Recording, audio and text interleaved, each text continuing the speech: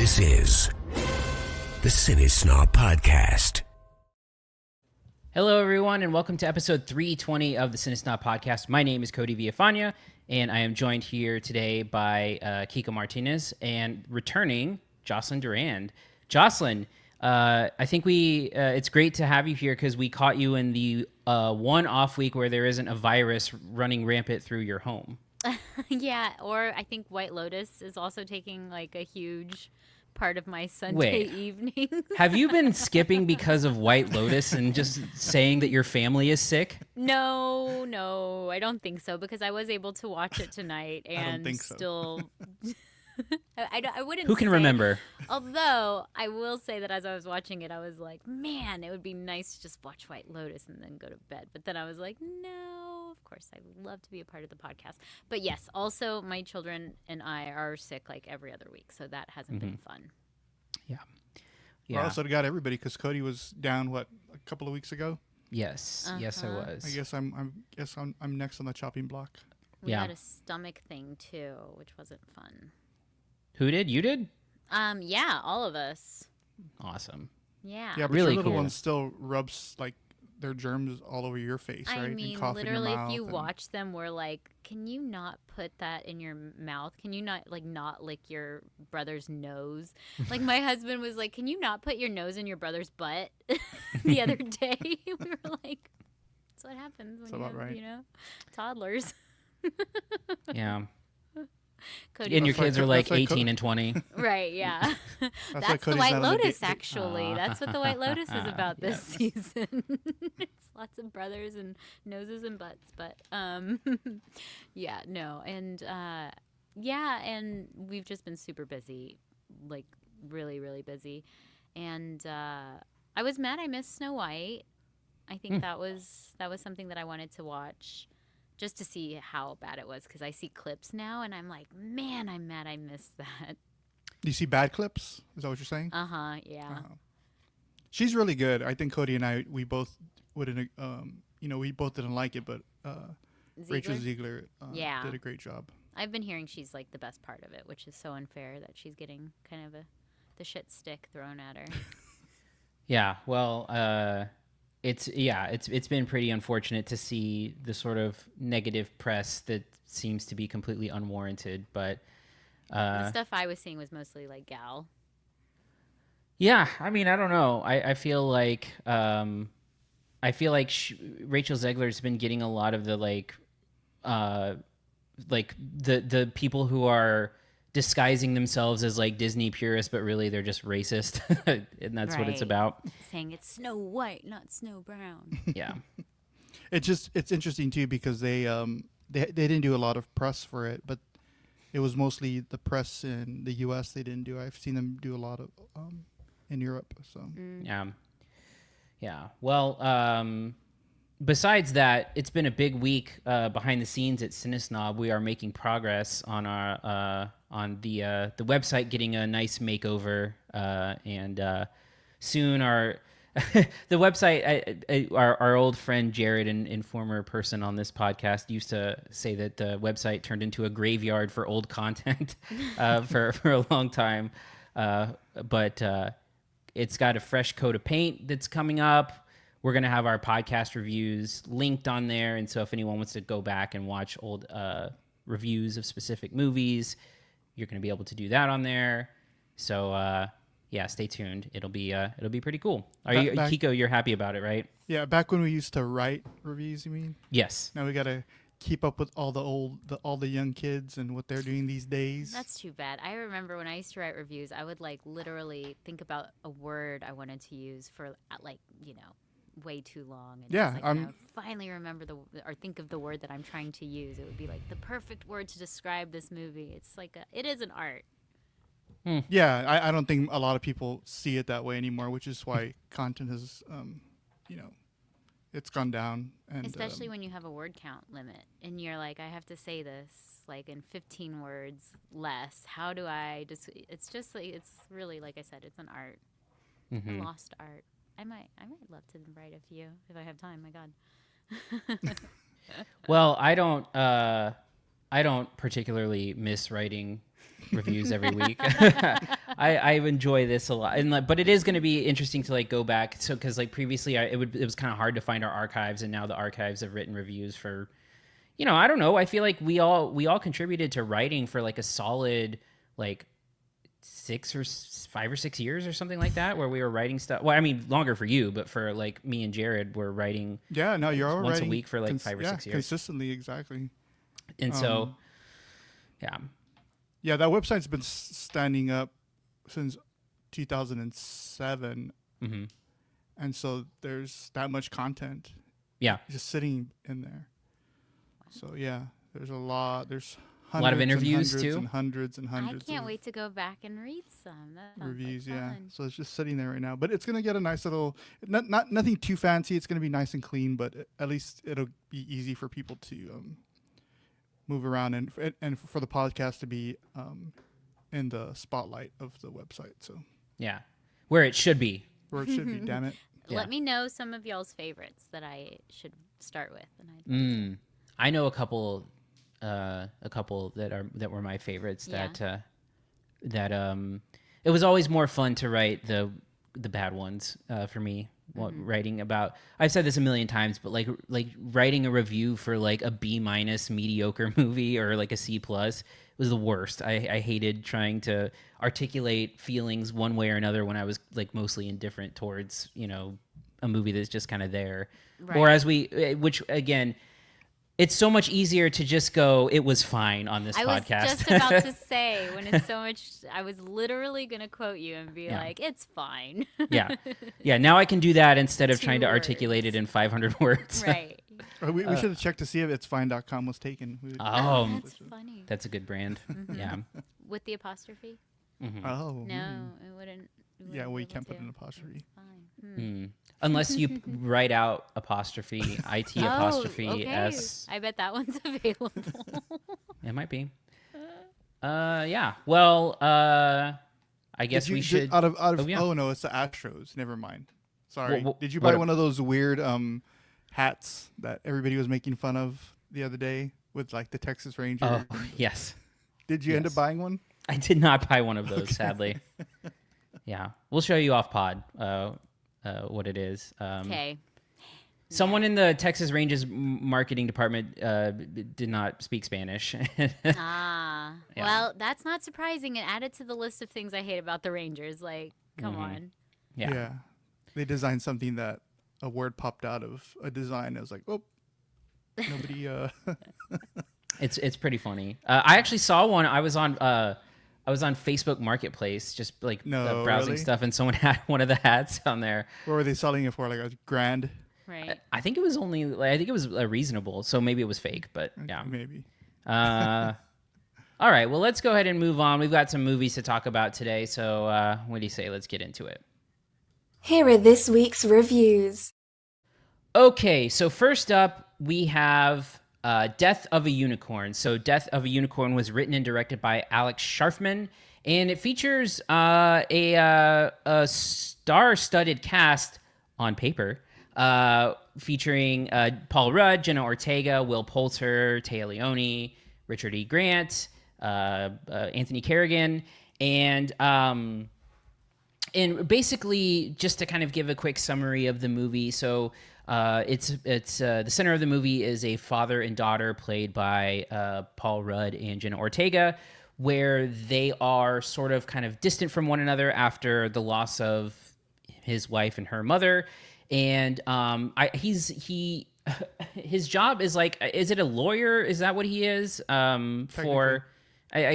doesn't really matter, but he basically works for a family who kind of own and run like a pharmaceutical company, and he's asked to go to the weekend to aid and assist the family because the patriarch of that family is like terminally ill, and they're putting together some paperwork to do some transferring of some stuff, and family's really important to him, so he brings his daughter, and on the way to their giant mansion, they go through this kind of like wildlife preserve area, and they end up hitting a unicorn with their car, and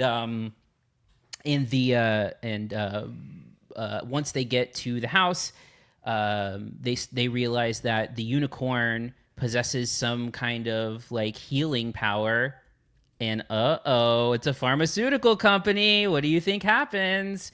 Hijinks ensue from that process, while the unicorn and the unicorn's family, I guess, try to exact their revenge. So The unicorn's family. I mean, I think that's what's implied, right? No, yeah, that's just kind of a funny sentence. Yeah. So look, I'm just gonna like preface this by saying I'm gonna go in kind of hard on this movie because this is a movie that I think sort of fails on every single possible level. The movie at its core, I think, is looking to serve as a satire about big pharma. That's sort of like what the movie sets out to do. It is completely unsuccessful at all of that. I think this movie and this script in particular are just completely dead on arrival. I think that it's really unfunny. I think the jokes are all really low-hanging fruit. The satire is completely obvious and toothless.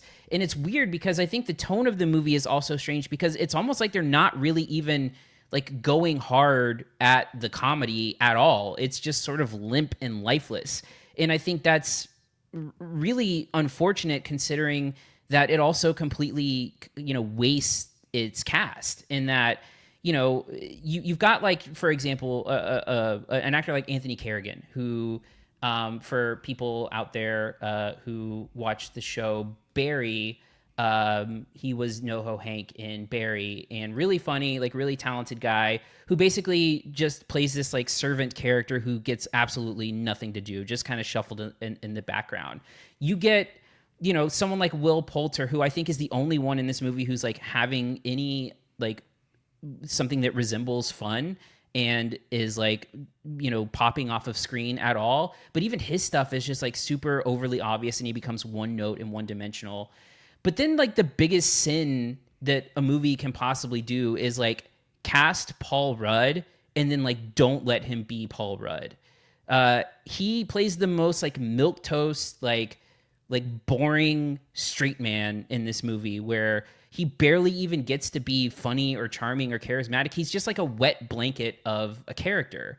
And I just don't know why people bring in Paul Rudd and then don't let him be Paul Rudd. It's just the weirdest thing. It was like how I felt like that first Ant-Man movie where it's like, why is this guy not like being fun? Like, it's not on paper. It's not on screen. It's not in the performance. It just doesn't work. And then, and then Jenna Ortega, like, I don't think that she's bad necessarily, but she's basically just like bug-eyed and wide-eyed for half of the movie and then crying for the rest of it. And it's just, I don't think it's necessarily the fault of anyone on screen, but like the screenplay fails everyone in every respect. And then you have, like Téa Leoni, who's like barely there, doesn't really add anything to the mix. And yeah, I mean, it's just like I said, it's just sort of, it feels like the entire movie is on autopilot. Like just like nothing is connecting. It's like overly long. And if you can imagine like any like Eat the Rich kind of satire that's come out and then sprinkle in like a big pharma obvious, humor, you get like this really, boring version of that here. And it's also kind of like stretched in too many different directions that don't work because you've got this like father-daughter story with Paul Rudd and Jenna Ortega that doesn't really amount to anything. You've got this, again, satire going on that doesn't land and isn't funny. And then the third part of it is just this like creature feature kind of thing, right? Where you see a lot of people referencing like Jurassic Park here as like what it's trying to be, which like this movie wishes it had like one element of Jurassic Park DNA in it. And even like, again, that part where it becomes like, a monster movie almost, again, is just like, it's weighed down by like really shitty looking CGI that like looks bad the entire time. And you get like maybe one or maybe two tops, like good kills. But other than that, just like, it's just overly long. It's not funny at all. I don't think that I laughed out loud once. You get a bunch of characters who are just sort of sleepwalking through this thing. You get one like redeemable, I guess you can call it, performance out of Will Poulter that is still completely one note, and then you waste like mega talent like Jenna Ortega and Paul Rudd, and to me, this movie just fails on every level. It actively made me angry. It was just it was not fun for me to watch at all. So I'll stop there and I'll turn to Jocelyn. What were your thoughts on Death of a Unicorn? Yeah, I mean, I would have to agree with everything that you mentioned, but also it's just boring. Like, for the first half of the movie, I was so bored. And I think because of all of the things that you mentioned, as far as like, you know, these half-baked storylines, as far as like, I mean, it's so poorly written as far as like the father and the daughter, and he's like, well, we have to go because, you know, he like this like bond that they have to show is so dumb and doesn't make any sense. Where it's like, well, they want to get to know you because it's gonna help my career, and it's like, Yeah, it's really written like a 4-year-old had seen a couple movies and was like, well, this is like the plot. This is like how plots are written, and this is, you know, this is how the story's going to be. And as far as like the pharmaceutical company being the, you know, the villains, and it's really just like there's nothing new here, nothing interesting going on. And the magic doesn't even make sense. Like, that was, I think, the thing that really bothered me the most was like there's this really, really dumb subplot about how Jenna Ortega's mother, who, you know, is gone, and she's like, she took them to this art thing, and there's like tapestries of unicorns, and she's like piecing the magic together as far as like how that all works, and it's really dumb. And then there's like, oh, she's connected to the unicorns because she touched one of their horns, but it doesn't really make any sense because then Will Poulter also does it, but he's not connected to them, and they hate him because he's clearly the villain and everything. So I mean, like, honestly, I feel dumb even trying to explain how it doesn't make sense because it just sounds ridiculous. And I will say, Will Poulter, I texted you as well, Cody. Like, I was so happy that at least he was giving us something because he's just like incredible. But I think that's just a testament to him. Like, he's just able to be the one redeeming thing in this because, like you mentioned, Paul Rudd does the unimaginable thing of being unlikable. I mean, how can you ever not like Paul Rudd? Like, he is Mr. Likable, and somehow in this movie they made him like really not likable. And then the last thing I'll say, I guess, is that the it looks crappy. I have heard the stuff about Jurassic Park and like that it's this creature, you know, feature like, you know, sort of like a beast like movie where it's like, oh, the gore and stuff. None of it is interesting. It's really unenjoyable. I think that's what I kept telling myself. I was like, this is just unenjoyable. Like, I feel like I have a sick stomach again. Like, I just feel sick. Like, I don't like any of this. And that's kind of where I landed. The ending sucked. Everything about this movie was just really sucky. Yeah, and I'm going to jump in real quick with something before I go to you, Kiko, because I'm going to forget if I don't. Like, the point about the unicorn stuff is really is I think a really important thing because the unicorn stuff feels so shoehorned and arbitrary as part of this because, like, you could have made this movie with the same kind of like pharmaceutical, big pharma, whatever satire, and you could have made it like any endangered species that is like a real thing, like a bald eagle gets hit or whatever, and you could like have that have healing properties and like make something that feels more grounded in reality. But it purposely goes overboard with this unicorn thing that makes it like magical and mystical, but like to no benefit of the movie. You know, there's no real reason except to shoehorn this like tapestry storyline of like the healing unicorn or whatever, which just lands with a thud and ultimately makes it feel like this kind of like perfunctory thing. So yeah, I'll go over to Kiko now. Yeah, this is a no recommendation for me too, but I'm gonna guess when we do our grades that I'm gonna like it a little about that much more than both of you, only because I did laugh at a couple of things. So there were a couple of jokes that hit for me. I couldn't tell you what they were right now if I if my life depended on it. But you're right. It started off with like I don't remember if you remember the 1980s type film Harry and the Hendersons, where they hit the Bigfoot, and then they put him on the they put him on the top of the car. Anyway, I was just wondering at the beginning of the movie, like, why did they put this unicorn in their car in the first place? Like, that's already like a big plot. They killed the unicorn, right? And then they end up like making sure that he's dead. But then for whatever reason, they put him in the car to, push the plot forward because, of course, nothing's going to happen if the unicorn's not with them. So absolutely no reason for the unicorn to even part of the story. Like Cody said, it could have been anything. It could have been like, I don't know, bald eagle, a phlegm. that's the cure-all. A white crocodile. Or yeah, exactly. Like it could have been anything. The only thing that really worked for me here is the monster movie part of it. I mean, again, it could have been anything. It could have been whatever you wanted, a troll or a cyclops or whatever it could have been. But the really weird monster movie parts of it were the best thing that I thought was fun. I wasn't bored with any of the kills. Especially when it came with to the actual horn and things like that. But anything else was really silly. What I was hoping it was going to get into a little bit more that of course it didn't was the father-daughter dynamic. It was a silly way to set it up, of course, with her going over there to this house of his boss, I guess, and the way that they set it up. But I thought when they were there, they were going to kind of get closer and somehow like forge this relationship that was going to kind of, well, I guess they did at the end, but it just he kind of screwed her over repeatedly. No, he did. He turned his back on her like at least 3 times, right? Like during the entire thing. Like she kept on asking him too, like, don't go, stay, do this, do that. And he's like, no, I'm going to go ahead and do what I want to do, right? And then at the end, of course, everything works out, I guess. Maybe. We don't know, right?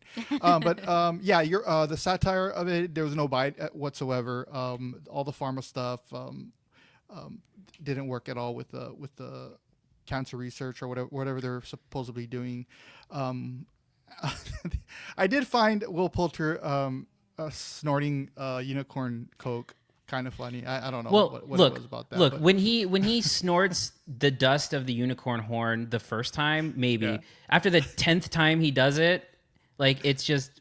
Okay, I think I laughed in the first time, but I think I saw it coming too because he had the little thing in his pocket. So, but yeah, I thought it was a bizarre movie. I want to say that I thought the unicorn stuff, again, it could have been anything else, but I thought the unicorn stuff hit when it came to the horror aspect of the film. So I won't take too many points away from it there, but anything else in terms of the satire, in terms of the darker comedy elements, they weren't there. And then the unicorns themselves, I mean, I don't know what they were trying to do with the CGI and these things, but looks terrible. I guess unicorns aren't magical anymore. I'm not sure. I don't know where they got this mythology from, but yeah, they put it together pretty. We'll wrap this up and get in grades, but here's the thing: like, if you take the premise of this movie or take the idea of it, like, the worst thing you can do with it is to be like boring and to do nothing with it. Like, lean into the weird, lean into the silly and absurd, do something, like literally anything interesting with this. And instead you get the most toothless satire. It's not weird enough. It's not funny enough. It's not over the top enough. It's just this. It's just there. It's just this movie is just there, and nothing to me lands. And when we're thinking about grades and stuff, like, when we're talking about like tiers of like the A's, the B's, the C's, the D's, or whatever, like, for me, if it's getting down into like that D level or like the F, it's got to be like a movie that is like inept in some way, like poorly made or like poorly acted or something like that. And when trying to figure out this, like, where to put this movie, the biggest thing that I could come up with is that, like, I think this movie is a complete waste of time. Like, I think it's a waste of time for the audience. I think it's a waste of time for the talent on screen. And when I think back to like the movies that we've seen so far this year, I can't think of a movie experience that I have enjoyed less than watching this movie, like sitting through it, because it's also like an hour and 47 minutes long. And like when a movie is like not working, that feels like an eternity. And this movie just drags and drags and drags and goes on and never turns on and it's unfunny. So yeah, for me, I think this is one of the worst movies I've seen this year, and I'm giving it a D plus. Yeah, I'll piggyback on that real quick, just because I think, there was points when I was like, God, I wish I had my fast forward 10-second button right now, like so bad. Like I wish I could just get through this part. And I think it all comes down to what you were saying as far as like, it's not greatly funny. It's not great at being a family drama. It's not great at being magical. And what is left is just this like dark satire. And that's why I think I really found it unenjoyable, because then it's just dark and sad and not really like there's no humor to kind of bring you back from the real dark elements of it. And I will say I laughed once. I liked when Tia Leone was like off the phone with her Zoom or off of Zoom, and she was like, "Oh, we're gonna evacuate the children from that country." And she was like, "Evacuate or vaccinate?" I can't remember. And I was like, "Yay!" I was like, "This is gonna be good." That was a funny joke that I was like, "Okay, it's gonna be rich people being awful." Like Triangle of Sadness style. And then it was just like, then she's just kind of there, like Cody said, the rest of the movie, and even the rich guy is kind of there, and it's just it leaves a lot to be desired from what they were going for, what they were trying to do. I think they were just trying to do too much, really, when it comes down to it. Did you give your grade, Cody? Sorry. Yeah, Yes, I gave it a D plus. Oh wow. Okay. Well, I'm doing C minus. All right, Kiko, over to you. Yeah, not too much to argue about, really. I mean, other than the fact that I did laugh probably a little bit more than I think you guys probably did, and it was. If you laughed once, it was more than me. Oh, yeah. Okay. I would count maybe on one hand, maybe 5 laughs. But if you can't remember it, it doesn't count. But I can't remember. But when you brought up that Tia Leone thing, Yeah. right? I remember that one. But yeah, the creature design was not good. But the monster stuff I thought was pretty interesting. But it wasn't really going. I mean, if you're saying it's half monster movie, half dark satirical comedy, then one half didn't work. So that's why I'm giving it just a solid C. So. All right. So let's go ahead and move on to our second movie of the week, A Working Man. So this is a movie that Kiko and I saw. Jocelyn did not get around to seeing. Oh, she looks so embarrassed right now. It's ironic with the title. Yeah. It's like, not working woman. Sorry. Yeah. Mm-hmm. So this movie was directed by David Ayer, who I guess like a lot of people may know from a variety of different things. He directed the Suicide Squad movie that had like the Jared Leto Joker in it, so the one that was not well received. And he also has made some. He's made some like good stuff and bad stuff. Kiko, I know you and I both really like End of Watch, the movie that he made back in 2012. Yeah, no, I remember coming out of the theater watching that with you, and we both looked at each other when we walked down. We're like, that shouldn't have been as good as it was. Yes, absolutely, yeah. And since then, I feel like he hasn't quite, like, so he's made some really bad stuff, like that. The movie Bright that he made was like really, really bad. And then I didn't like Fury very much, but he's for better or worse, I think, a director that kind of like leans into the action stuff. And this is a movie that was, he co-wrote this screenplay with Sylvester Stallone, which, should be your first inclination of what's going on here.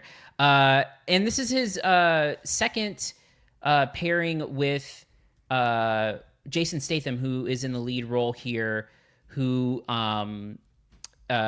he made last year the movie The Beekeeper. Did either of you see The Beekeeper?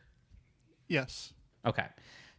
So The Beekeeper is a movie about like a retired assassin who keeps bees, who gets revenge on these people for an elderly woman falling for like a scheme, like a fishing scheme. And so he stops being a beekeeper and becomes an assassin again. Here, let's just swap out the word beekeeper with construction manager. And this time, instead of a fishing scheme, it is a kidnapping. And now you have the plot to A Working Man, where, this retired military guy who is now working as the leader of a construction team, steps back into the danger, the world of danger when his boss's daughter gets kidnapped, and he has to find his way through basically like a Russian gang to try to get her back. I mean, if we're talking about a movie that feels like it was co-written by Sylvester Stallone, I think that makes a lot of sense. This movie is. He wrote Rocky, Cody. He's an Oscar-nominated I mean, screenwriter. like, come on. He's known for being a good writer. Yeah, so let's see. That was 1976, was it? Is that when Rocky came out? Yeah, 1976. So, we're a little removed from his Oscar days, I think. But it is very much this sort of like, it really does kind of like feel like it's following this blueprint for a lot of these Jason Statham movies, where it's just like it's like a Mad Lib that you're filling out, of just like, he's this guy who is pulled out, he's living a life of like being normal, and then something pulls him back in, and of course he's got like all of these skills where he can kill dozens and dozens of people, and that's basically what happens. The movie has a few like of your sort of like expected action sequences, shootouts, him kicking ass and stuff like that, but I think where the main issue lies within this movie is that it starts off as this like kidnapping plot that feels like an intimate story, where like he's helping out a family friend. He's got his own relationship with his daughter, and like he wants to just kind of like save this girl. But it's like as the movie goes on, it goes layers and layers deeper into this crime world, and then I just found myself caring less and less. It's like peeling back the most worthless onion, right? Like every layer is just worse than the last one. And like it really gets bogged down into what ultimately ends up being like it's just, it ends up being like a human trafficking thing that he uncovers, and it ends up being like way bigger than this intimate story. And like he starts to actually go through the process of like buying drugs, and now he's like 3 layers deep into like getting involved in the drug trade, but that's all trying to like, you're like losing sight of the idea that he's like trying to find this girl who's like off screen for like half hours at a time. Michael Pena, who's playing the dad, is like not of the daughter, is like not on screen for like an hour as part of it. And I feel like it just loses the thread, getting really caught up in the minutia of like this crime organization that basically just has a bunch of caricatures as part of it. Like none of the villains in this movie pop at all. None of them have like any kind of characteristics or qualities that are interesting or scary or anything like that. It's just like these nameless, faceless henchmen that are, different parts of this organization, where I actually think at some point it like is also not making a lot of sense how it's all connected to each other. So to me, this whole thing just sort of like dissolves and falls apart the deeper it gets into this crime world of just like, okay, we're like 3 layers in deep to this like crime world that I do not care about. And like I said, I just feel like it loses the focus of the kidnapping and its entire reason for being there. It tries to, shove in this story about him and his daughter that also like really doesn't play very well. You have like David Harbour in the movie playing like an old friend of his who, again, I feel like, we're talking about like phoning things in, and I feel like that entire David Harbour subplot feels like it was added like in reshoots or something like that. It feels completely disconnected from everything. Really the whole relationship with the daughter could have been like cut out of the movie entirely, his own daughter. But yeah, I mean, it's just, your standard boilerplate like action sequences mixed in with this very generic, plot about human trafficking and mob stuff with like, again, very generic mob characterizations and stuff like that. So yeah, for me, this one is just kind of like very, very generic. Go ahead, Kiko. Yeah, I'm gonna totally agree with you. I really did not like this movie at all. David Ayer, he's mostly known for making the Latino characters like the really, really bad guys. Even in the movie that we liked, the main bad guys are the Latino gang members. And this one, I thought he was going to do the same. But because at the beginning they fight this Latino gang in the construction site, and I was like, oh, they're going out, because I didn't know anything about this movie, right? Going in, and then it turned into this Russian thing, and I was like, okay, well, they did a nice little pivot there. so as it's going along, and you're right, like all of a sudden they just kind of like jump into this crime organization and into this human trafficking thing just out of nowhere, and then all of a sudden they're just like hanging the entire narrative on this thing that absolutely makes no sense whatsoever. Like, I don't know how long this girl is missing, but at the end of the movie, the family that's like crying over her because the cops won't do anything. That's why they had to go to Jason Statham, because the cops are just gonna file a report and not do anything, right? So help us, Jason Statham. At the end of the movie, they're sitting at the same kitchen table, like crying about her. Like they're not doing absolutely anything to help whatsoever, and they're just waiting for Jason to come in and like, you know, save the day. It was just ridiculous. The Russian mob. If you like the Russian mobsters in Nora, you'll love the ones here. No, but it's just like, it's another vengeance movie. You know, it's the type of, you know, I have this particular set of skills type guy that goes out and tries to show off what he can do, because I think this guy's a war vet, right? If I'm not mistaken. Was there at least a cool fight scene? Like, I mean, there's a Boy couple style? of, you know, Okay. Not like that, no, but Okay, not well. Yeah. There's It a can't couple be like of, that, but something that stands out. I mean, right, but there's just so many characters too. Like there's like the main mob guy, and then even when you think he's the main guy, then there's somebody above him. It almost felt like a video game where like, okay, you go to the next level and you're Like the and then it's final like the boss at the end. Yeah. And there's a boss above everybody, and none of them are interesting at all. And there's even there's a pair. I don't know why they made, because there's usually like, if there's two bumbling idiot like mobsters, well, there's two pairs of them. Like there's that guy and the girl that are like messing with the girl that got abducted, and then there's the two guys in the suits, the real bright suits that are stupid as well. So I just really didn't like either of those pairs of characters that are kind of just like going in and out and doing dumb things. So yeah, I get the whole blue collar thing. You know, Sylvester Stallone has that, you know, Expendables type resume now, but you know, it's just completely asinine the way that the story kind of unfolds. And then the funny thing at the end too, because again, this is all revolving around, let's save this girl. And this girl, for the entire runtime of this movie, is just like quiet and like in a dark cell or whatever and tied up, or, you know, and then at the end, for some reason, she becomes this badass, right?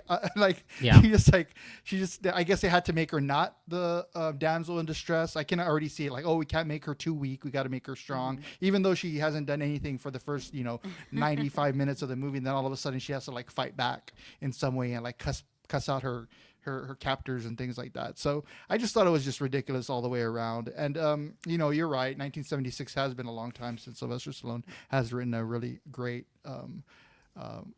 screenplay, but I mean, it doesn't look like he's going to be giving up anytime soon. So I wouldn't be surprised if we saw a couple more of these from him and whoever else he's going to be teaming up with, whether that's Dolph Lundgren or whoever else is in his Rolodex still.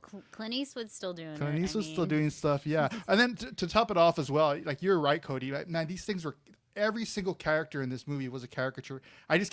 Everything was over the top. Everything outlandish characterization, like down to like the characters who were like, you're one of the pair of characters that are dressed like fucking idiots, like the two guys with the loud suits, right, that are just kind of walking around, and like bucket hats or whatever. Yeah, it was like kind of like a Dumb and Dumber type. They're kicking each other in the ass from behind and things like that. And which like again, this movie has two sets of bumbling idiots, and it just doesn't pay attention to, like, it's like they didn't realize they had already done that and earlier in the script. Yeah, so that's where I am with a working man. It's definitely not something that I would revisit anytime soon. So. Yeah, and look, here's the thing is, like, I think that like Jason Statham knows exactly who he is, and I think he gives like basically the same performance every time, which is interesting because Jason Statham is capable of more. Like, if you think about he's not a bad actor. He's not a bad actor, but also like he has this like gear that he doesn't use often, but when he's self-aware, he can be really funny. Like in Spy, the movie with Melissa McCarthy, right. He's so fucking funny in that movie. And like, I just wish that he would tap into that more instead of making like, this is a movie that Jason Statham has made like a dozen times. Yeah. Like, there's nothing different about this than is in The Beekeeper or Like John Cena can really kind of play that. He does that a lot, like where he like is in Yeah. on the joke a little bit. Yeah, and but I mean, again, like it's just this like this same thing that like, you know, that like movie Wrath of Man, the Guy Ritchie movie he was in, and then, you know, when he's doing like the Mechanic movies, like it's the same shit over and over and over again. And he's not. I mean, he proved it with The Beekeeper. I mean, all you have to do is pick whatever crazy occupation, the ice cream man. Yeah. You know. But he's a It's retired true. something. He's coming down cold on you or something like that. And You then know. he buys a It's- house. It's Well, and that's the thing. Like, and like he's almost 60. Do you think he's gonna stop being a retired assassin at any time soon? Like that's gonna be, he could have these roles for the rest of his life, right? And but like he's not bad at it or in it either. Like it's just like if like Jason Statham is your speed and you will watch him in any weird random job as some kind of retired mercenary of some kind, then this is probably right up your alley. But if you're looking for something unique or different or good, this is not it. So, Yeah. But yeah. if it's right up your alley, you've seen it before, right? Yes. I know Yeah. all the Jason Statham stands. That's hard to say. Jason Statham stands.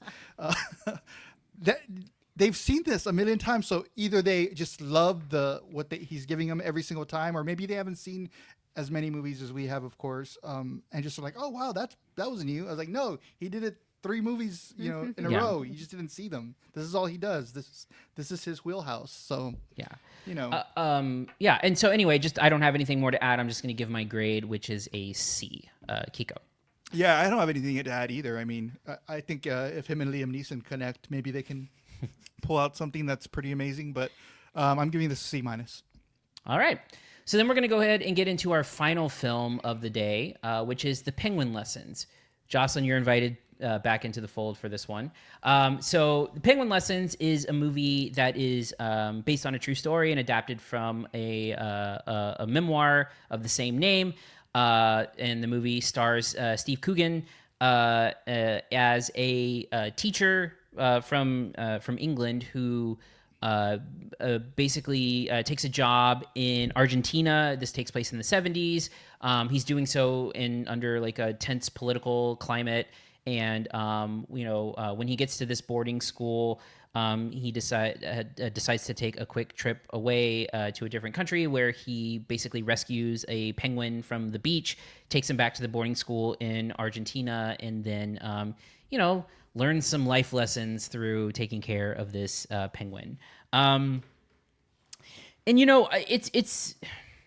It's tough with this one, I think, because I think that like I really like Steve Coogan as an actor. I think that he's extremely funny. Like I don't know if either of you have ever seen any of his Alan Partridge stuff. Oh yeah. But it's incredible. There was an Alan Partridge movie that came out a few years back. Actually, it was probably like 10 years ago at this point. But like, it's so funny and Yeah, so when you good. say when you say Alan Partridge stuff, I meant the movie. I never saw the TV show. So Oh See, yeah. I'm the opposite. I've only Okay. seen the TV Okay. show stuff and never the movie. Yeah, you got to watch the movie because the I movie is will. really really funny. And also like he's really great in like the Trip movies as well. And he's but he's like the part that he plays really well is like in like present day is like basically like the acerbic asshole kind of thing. You see it a bit in like Philomena, which was probably the most recent like great thing that he's been in and done. But like it's been interesting to see him kind of go out of like the silly, because Alan Partridge is like an ass, but he's not like like mean or anything like that necessarily, where like he's kind of have this edge to him in a lot of the characters he's playing, and that's what he's doing here. He's playing sort of like a rough around the edges kind of doesn't really care teacher as part of this, and again like the penguin softens him up or whatever, and and so I think that Coogan is fine in this movie, but again I wish that like it doesn't really allow him to unlock too much about his funny side. And I feel like the thing I was wanting more from this movie was like humor. And I feel like it didn't really deliver in the humor department, especially with an actor like Steve Coogan. And I think that this movie is missing like one crucial element that feels like it's playing a part of the story at large, which is the sort of like, it sort of like hints at having notes of Dead Poet Society, but he doesn't really have any kind of connection with any of the students or as a teacher. And I feel like that is completely absent from the narrative here. And so what you get is this kind of like very half-baked movie about like this penguin. And then like the penguin also doesn't like have connection to the students either, really, like in very small pieces and doses. But like, it's not like this is like a teacher who's like making an impact in people's lives, or like a teacher who is, you know, like the cool teacher who's like they're connecting with. Like, there just is this weird distance between like his job as a teacher and having it connect to anything else in the story. And that's where I think it feels like it's falling flat for me, which is like, it feels like there's a big chunk of this movie that's like missing. And it's instead about like more about his relationships with other adults. And it's also about, you know, just getting him to interact with this penguin. And I just wish that there was something more from this sort of like teacher aspect or element of it, because it feels just like it has no kind of emotional pull to it, or any kind of like narrative interest. So I just feel like that is a bit of a whiff there. So Jocelyn, we'll go ahead and go to you for your thoughts on the penguin lessons. Okay, great. Where do I start? Yes, definitely. It's funny you said the Dead Poet Society, because it's like that is just hitting you. Like, however you say Dead Poet Society in what do they say? Spanish. I guess they speak in Argentina. Yes. Brazil, they speak Portuguese. Argentina, they speak Spanish. I always have to keep it separate. That is how I walked into this movie. Like, oh, we're watching like a Spanish version of Dead Poet Society. And then he won me over. Like, he's just being his really charming, you know, mean British in a charming way self. And listen, Steve Coogan is just, I really think that this is a movie that shows how incredible he is, that he is just able to play these characters so well and so genuinely that he won me over. And this movie I really found to be very heartwarming. Even sort of like the subplots of, you know, the people who are being disappeared in Argentina because of the political sort of upheaval that's going on there, and this family that he sort of befriends. I don't even think it was because of the penguin. I mean, that's the reason, I guess, why he's meeting these people. But then it's also just this nice sort of genuine relationship that he's forming with other people that I really enjoyed watching.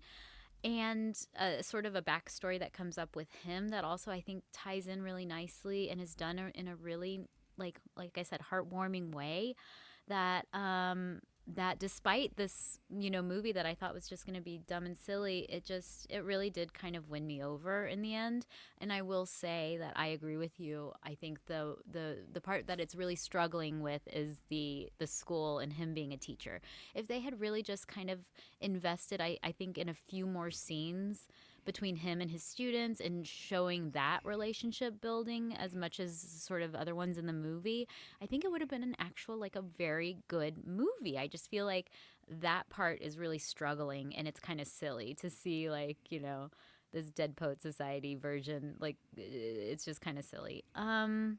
So like I said, he really won me over. This movie won me over.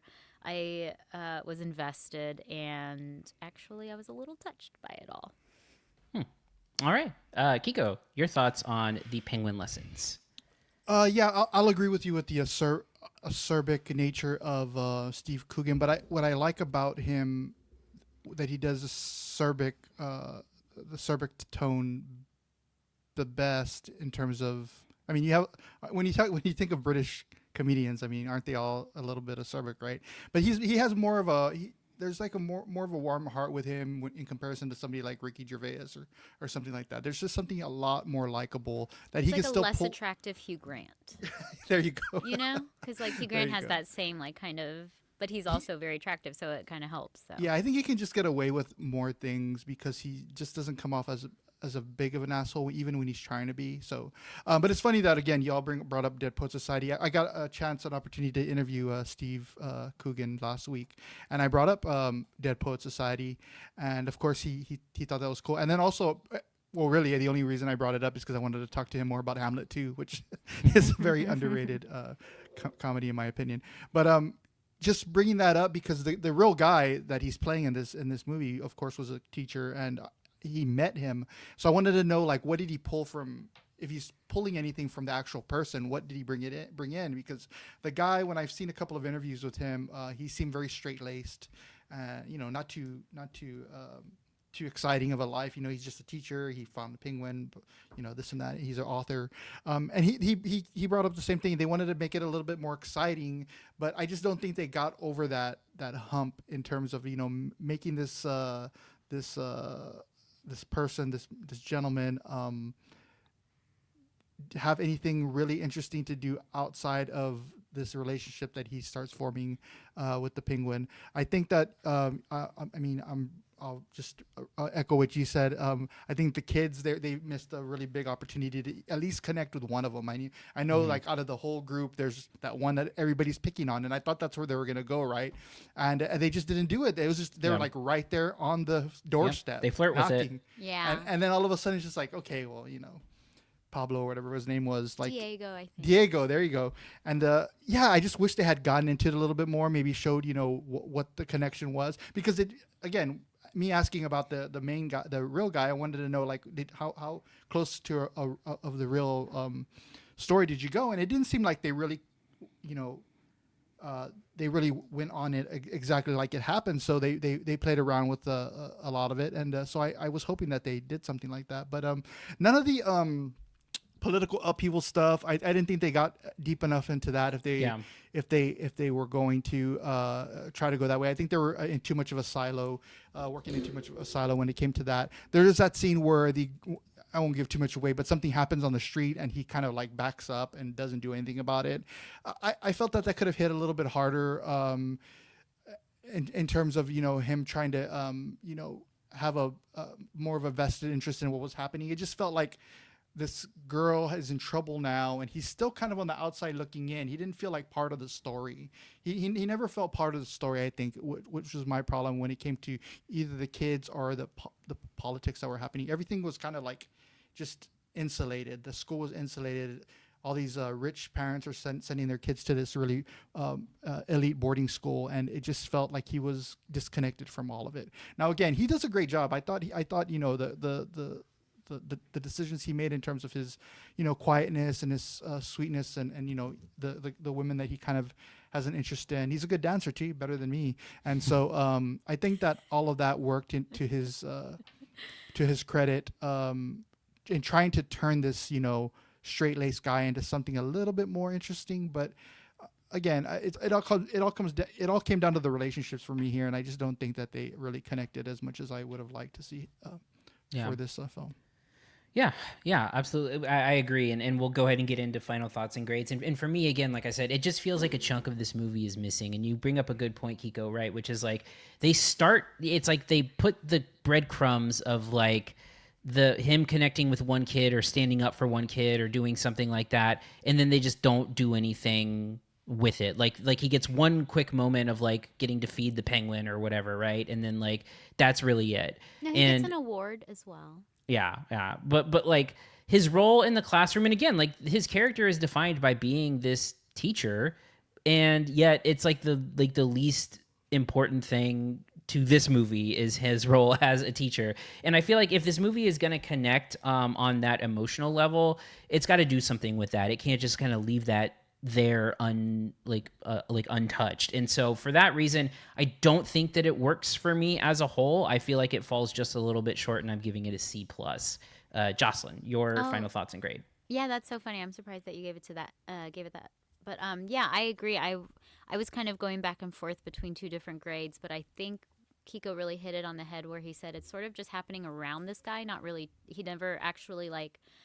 I think it would have been better if he had started off being a, unlikely participant kind of person, and then he had taken on a more active role in it. If there had been, even with the kids or even with the activism, like just a few more scenes of him like sort of changing, I think it would have been a really good movie. But without it, I think it's a C+. Or at least put the penguin in some kind of like soldier's uniform or something. Listen, and go the fight. penguin, no notes on the penguin. Like A+ for the penguin. I'm the same. I'm in the same boat as. What did you give it again? I'm sorry, I missed I that. did C+.